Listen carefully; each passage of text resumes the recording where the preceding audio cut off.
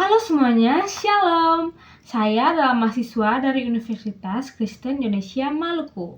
Pada kesempatan kali ini, saya ingin membuat video untuk memenuhi tugas pada mata kuliah IMK, yaitu Interaksi Manusia dan Komputer. Pada video kali ini, saya akan membahas materi tentang faktor manusia dalam IMK. Pertama-tama, perkenalkan, nama saya Gracia Indah Rahalus, NPM saya 12155-2012-473. Saya dari Program Studi Informatika Fakultas Ilmu Komputer, Universitas Kristen Indonesia Maluku. Faktor manusia dalam interaksi manusia dan komputer atau IMK bertujuan untuk memahami pengguna untuk desain sistem yang lebih efektif. Interaksi manusia dan komputer atau IMK adalah ilmu yang mempelajari tentang interaksi manusia dengan teknologi digital untuk menciptakan sistem yang mudah, nyaman, dan efisien. Fokus utamanya adalah memahami cara manusia berpikir, merasakan, dan bertindak saat menggunakan sistem. Mengapa sih faktor manusia ini penting? Karena IMK adalah ilmu yang mempelajari bagaimana manusia berinteraksi dengan teknologi digital agar penggunaan sistem menjadi mudah, nyaman, dan efisien, serta minim kesalahan. Ada beberapa alasannya, yaitu fokus utama IMK bukan hanya pada teknologi.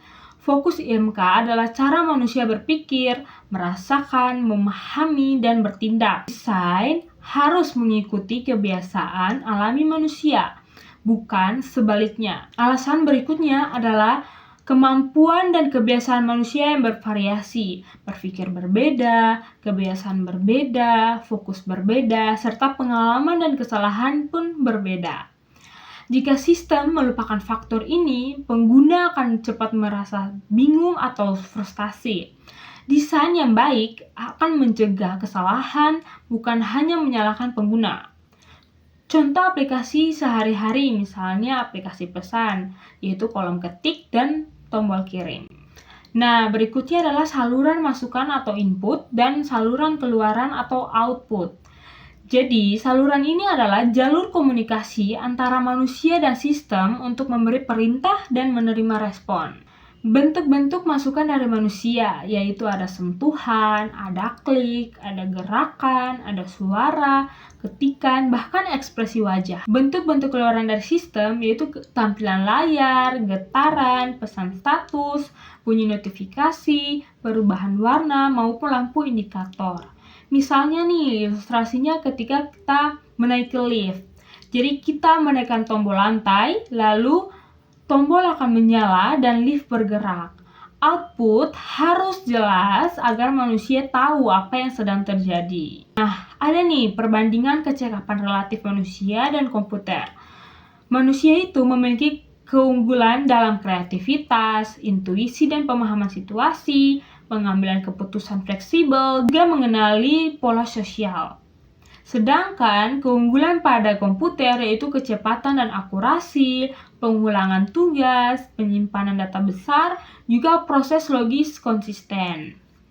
Nah, prinsip pembagian tugas IMK yaitu komputer melakukan pekerjaan cepat dan berulang, sedangkan manusia itu melakukan penilaian serta pengambilan keputusan. Contoh, pemilihan rute perjalanan, aplikasi Maps hitung rute tercepat, tapi manusia pilih mana yang aman dan nyaman. Nah, ada juga peran otak manusia dalam desain IMK. Apa sih tahapan kerja otak manusia? Tahapannya itu menerima informasi, memusatkan perhatian, memahami makna, memutuskan tindakan, lalu melakukan respon. Desain IMK harus sesuai dengan proses kognitif, yaitu harus mengikuti alur kerja otak agar mudah fokus dan cepat dalam pengambilan keputusan. Kita harus menghindari elemen yang terlalu ramai atau informasi yang tersembunyi. Nah, ada juga pengaruh warna, bentuk, dan simbol. Warna itu mempengaruhi emosi dan persepsi, sedangkan bentuk memberikan makna dan juga fungsi, dan juga simbol yaitu pola umum yang mudah untuk dikenali. Studi kasusnya misalnya lampu lalu lintas.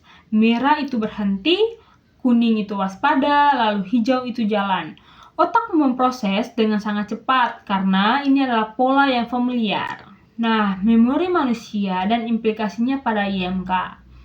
Ada memori jangka pendek di mana menyimpan informasi sementara dengan kapasitas sangat terbatas, yaitu mudah lupa jika terlalu banyak informasi, lalu kapasitasnya tuh diukur dengan rentang angka. Jadi, desain harus hindari beban kognitif yang berlebihan. Contohnya saja kode OTP 6 digit mudah diingat sesaat, tetapi 16 digit sangat sulit untuk diingat.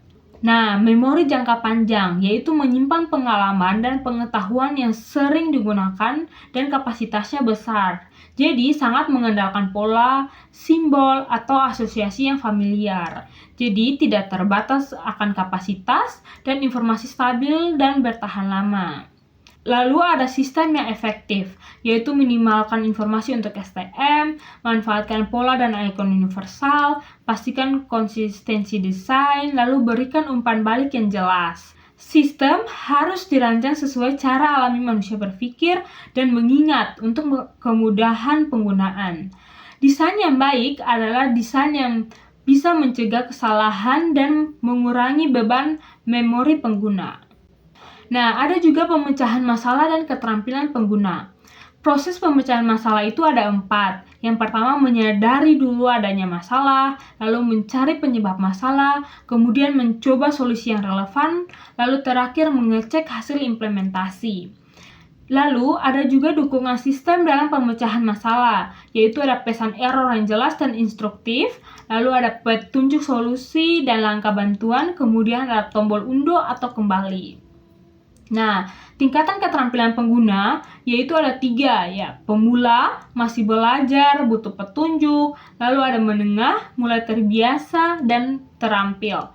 Lalu yang terakhir ada mahir atau cepat, otomatis, dan polanya sudah sangat familiar. Nah, desain itu harus bisa digunakan untuk berbagai tingkat keterampilan supaya sesuai kebiasaan dan model mental pengguna, mudah dipelajari untuk semua level, minimalkan kesalahan dan beri feedback, lalu konsisten dalam interaksi. Desain yang mengikuti perilaku alami manusia akan meningkatkan kenyamanan dan efektivitas penggunaan sistem. Nah, ada juga kesalahan model mental dan psikologi kognitif. Kesalahan manusia atau human error adalah kesalahan dalam tindakan, keputusan, atau proses berpikir manusia. Penyebabnya itu bervariasi, misalnya kurang fokus, terburu-buru, atau juga desain membingungkan.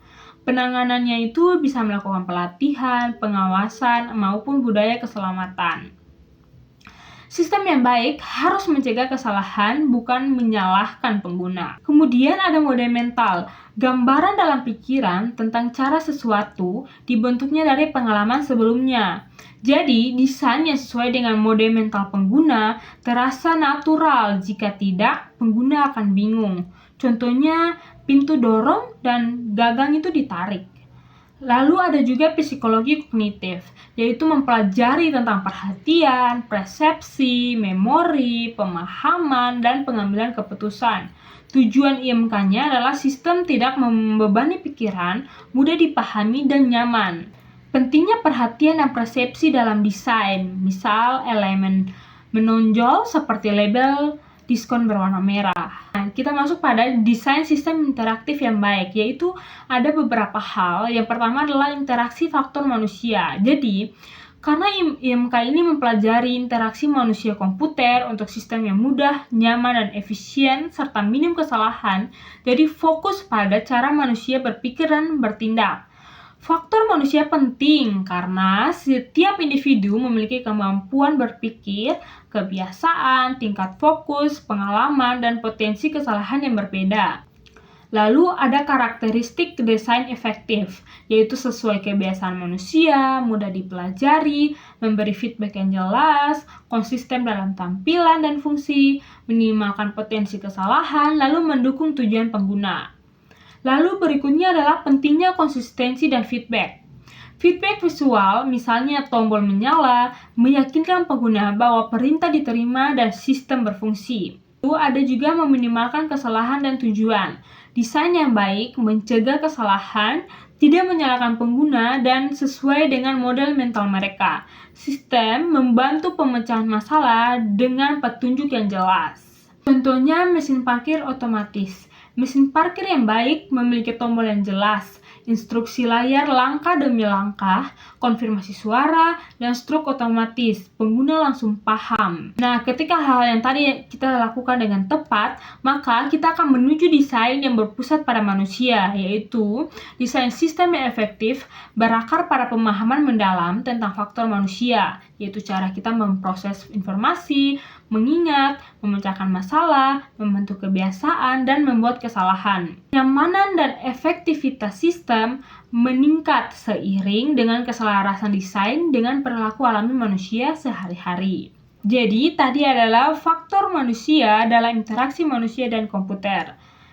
Nah, berikut ini adalah referensi yang saya gunakan untuk menyusun materi untuk video kali ini. Memahami faktor manusia adalah kunci untuk merancang sistem interaktif yang mudah dipelajari, nyaman, dan minim kesalahan, sehingga dapat meningkatkan efektivitas penggunaan. Terima kasih telah menyaksikan video ini hingga selesai. Semoga materi yang saya jelaskan bisa dipahami dengan baik, dan shalom!